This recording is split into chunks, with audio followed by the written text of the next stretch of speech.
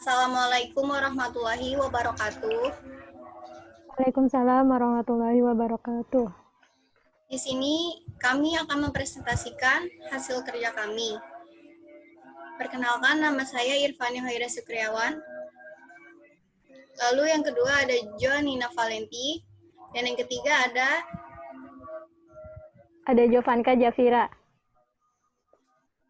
sebelumnya yang terhormat kepada Bapak Sugianto SEMM. Di sini kami mempresentasikan tentang teori perilaku produsen pada bab 6. Yang pertama itu ada tentang teori perilaku produsen, dan yang kedua ada fungsi produksi, dan yang ketiga ada isoquant, dan yang keempat Hanya pakai head aja, nggak dengar sinyal.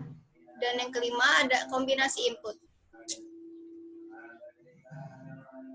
Yang pertama, tentang teori perilaku produsen. 3 faktor pendorong timbulnya organisasi produksi. Yang pertama, ada produksi dalam perusahaan. Yang kedua, meningkatkan sumber daya untuk produksi skala besar. Yang ketiga, diperlukan perubahan untuk mengorganisasikan produksi.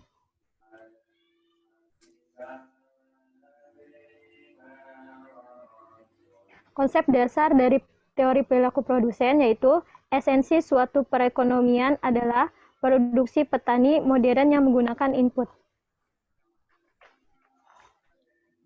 Lalu yang kedua ada fungsi produksi, yaitu kegiatan yang dijalankan oleh semua perusahaan adalah untuk mengubah input menjadi output secara sederhana.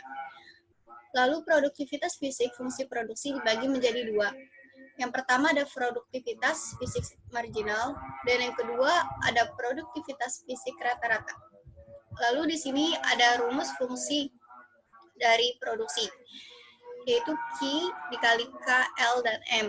Q itu adalah output suatu barang selama satu periode, dan yang kedua ada K, pemakaian mesin modal, yang L ada input jam kerja, lalu yang M bahan mentah yang digunakan. Jika hanya dua input, maka rumus fungsi Q sama dengan F, K, dan L.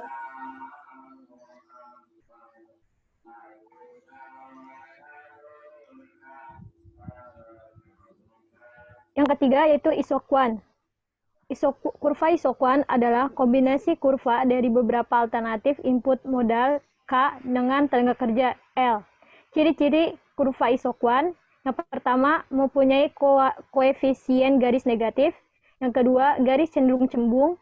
Yang ketiga, antara garis isoquant satu dengan isoquant yang lain tidak saling berpotongan. Yang keempat, kurva isoquant yang jauh dari titik pusat menunjukkan jumlah output yang semakin banyak. Lalu di sini ada contoh kurva modal yaitu K dan tenaga kerja yaitu L. Kurang lebih contohnya seperti ini.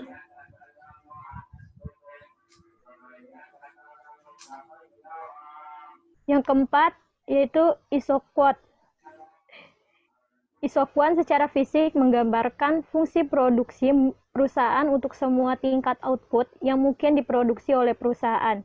Contohnya, biaya tenaga kerja per orang sebesar 2 juta rupiah per bulan, biaya kapital per unit 4 juta per bulan. Jadi biaya produksi total cost-nya sebesar TC sama dengan WL tambah RK. TC sama dengan 2 juta, WL sama dengan 2 juta, RK sama dengan 4 juta. Jadi 2 juta dan 4 juta ditambah. Untuk keterangannya, W sama dengan tingkat upah per bulan, L sama dengan jumlah tenaga kerja, R sama dengan biaya kapital atau modal per bulan, K yaitu jumlah modal yang digunakan. Tingkat kemiringan garis TC adalah slope sama dengan W minus 2 juta sama dengan minus 0,5 sama dengan 4 juta. Minus 2 juta dibagi minus 4 juta sama dengan minus 0,5. Lalu yang selanjutnya ada schedule total cost berdasarkan slope atau tingkat kemiringan garis. Di sini ada contohnya L, K, dan total cost-nya. Dan ini tingkat kemiringan garisnya.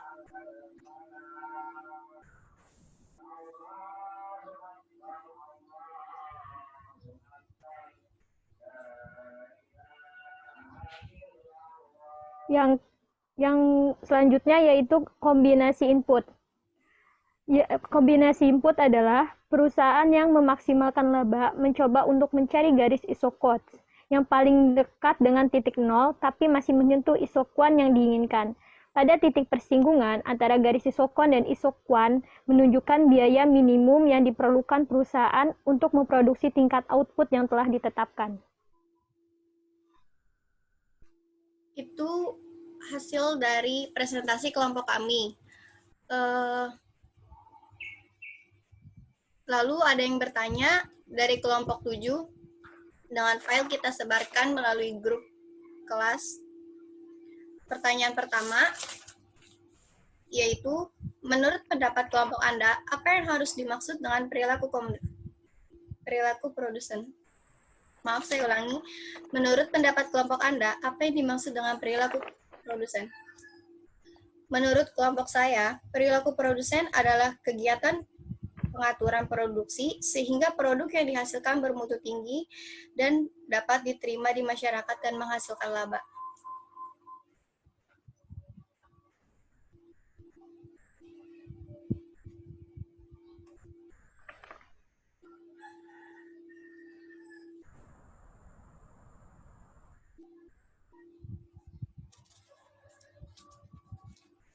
Lalu juga ada yang nanya, sebutkan fungsi produksi menurut Walter 1991, itu akan dijawab oleh Jovanka Zafira. Oke. Yang pertanyaan selanjutnya yaitu sebutkan fungsi produksi menurut Walter 1991. Yang pertama ada fungsi fisik marginal, yang kedua ada produktivitas fisik rata-rata. Contohnya yang kita jelaskan ada di slide 4 ini. Ya. Ada 2 menurut Walter 1991. Lalu ada pertanyaan, sebutkan ciri-ciri kurva isoquant.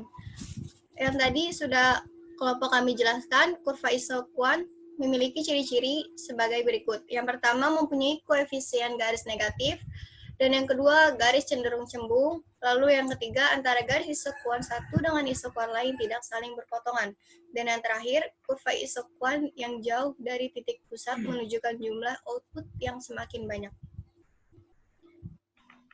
Sekian dari kelompok kami, kurang lebihnya mohon maaf. Wassalamualaikum warahmatullahi wabarakatuh.